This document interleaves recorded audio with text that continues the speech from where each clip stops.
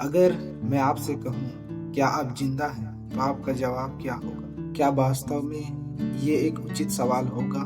वास्तव में एक उचित सवाल है, लेकिन जो जीवन की परिभाषा नहीं जानते उनके लिए ये बात एक मूर्खता हो सकती है। लेकिन जो जीवन की परिभाषा जानते हैं, जीवन की वास्तविकता को जानते हैं, उनके लिए ये सवाल सही है।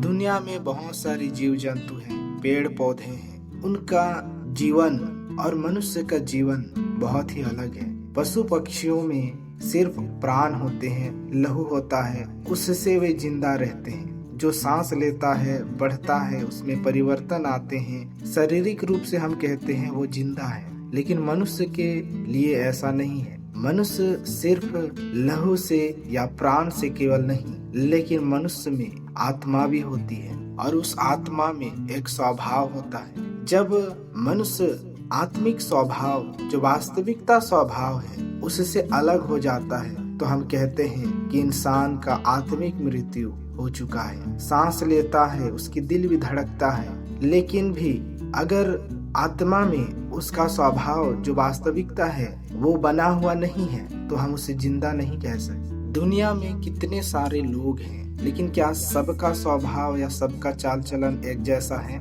हर मनुष्य का स्वभाव अलग अलग होता है। हर मनुष्य अलग अलग बोलता है, अलग अलग सोच और अलग अलग विचार होते हैं। सबके खाने पीने का, उठने बैठने का, आदतें और बोलने का तरीका सब कुछ अलग अलग होता है। तो इससे मनुष्य का वास्तविकता स्वभाव मालूम नहीं होता। इंसान को वास्तव में कैसे स्वभाव का होना चाहिए ये मालूम नहीं होता। पशु पक्षियों में तो ये मालूम हो जाता है। कौवे की आवाज अलग होती है, कोयल की आवाज अलग होती है। पशुओं में कुछ शाकाहारी होते हैं, कुछ मांसाहारी होते हैं। उनका अपना अपना स्वभाव, अपना अपना डीएनए होता है। लेकिन इंसानों में ऐसा नहीं है। इंसान सब अलग अलग होते हैं, सबका स्वभाव अलग होता है। इससे मनुष्य का वास्तविकता स्वभाव को पता लगाना बहुत से मुश्किल है कि कौन सा इंसान सही है और कौन सा इंसान गलत है, या किसका स्वभाव वास्तविक स्वभाव है और किसका स्वभाव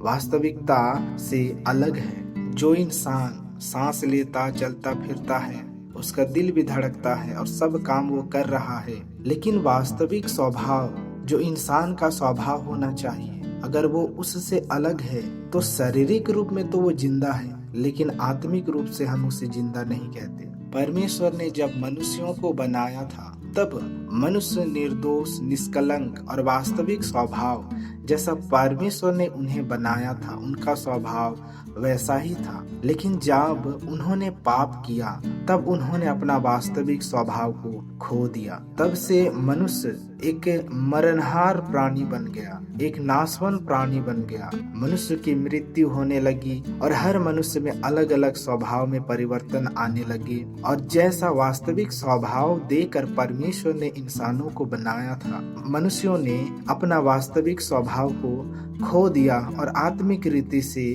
मरणहार दशा में चले गए।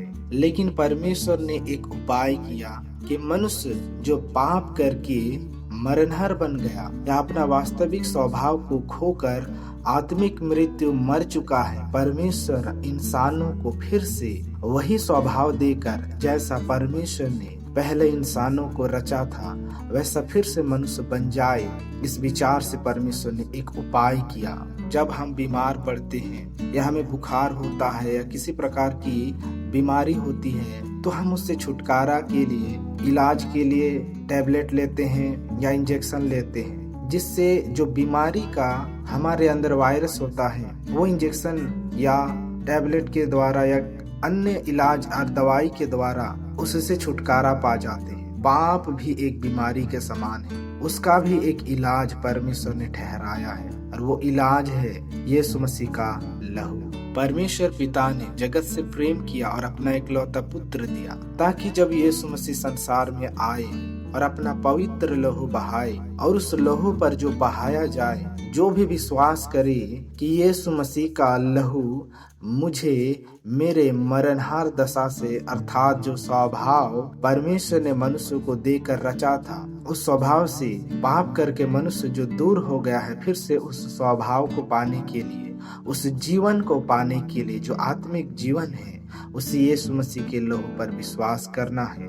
और जब कोई इंसान यीशु के लहू पर विश्वास करता है कि सचमुच में यीशु का लहू हमारे पापों, हमारे श्रापों और हमारे सारे मरणहार स्वभाव से छुटकारा दे सकता है, जो ऐसा विश्वास करता है, निश्चय यीशु मसीह का लहू उसके जीवन में काम करता है। और जो स्वभाव परमेश्वर ने मनुष्य को देकर रचा था, उस स्वभाव को वो फिर से पा सकता है। पाप के बाद से जो मनुष्य का चाल चलन बदल चुका है, या परमेश्वर ने जैसा मनुष्य को स्वभाव देकर बनाया था, उस स्वभाव को जब इंसानों ने खो दिया, तो परमेश्वर ने अपना इकलौता पुत्र यीशु मसीह का लहू को उस स्वभाव से, उस चाल चलन से छुटकारा दिलाने के लिए एक उपाय किया। और वो यीशु मसीह का लहू है, जिस पर विश्वास करने से हम परमेश्वर ने आदि काल से बनाया था, उस स्वभाव को हम फिर से हासिल कर सकते हैं। परमेश्वर ने जो मनुष्य को स्वभाव देकर बनाया था, उस स्वभाव को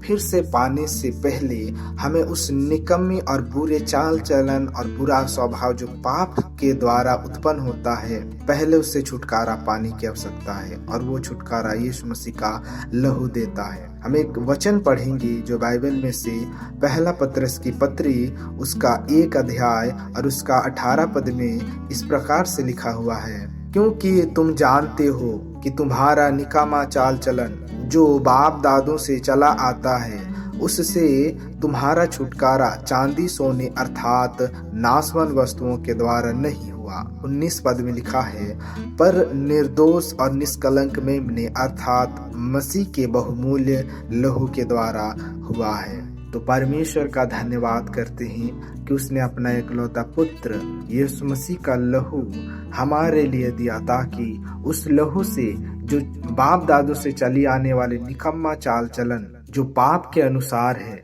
परमेश्वर के स्वभाव के अनुसार नहीं, परमेश्वर ने जिस स्वभाव को देकर मनुष्य को बनाया था उस स्वभाव के अनुसार नहीं है, उस स्वभाव से जो बुरा है उससे छुटकारा यीशु का लहू के द्वारा हो सकता है।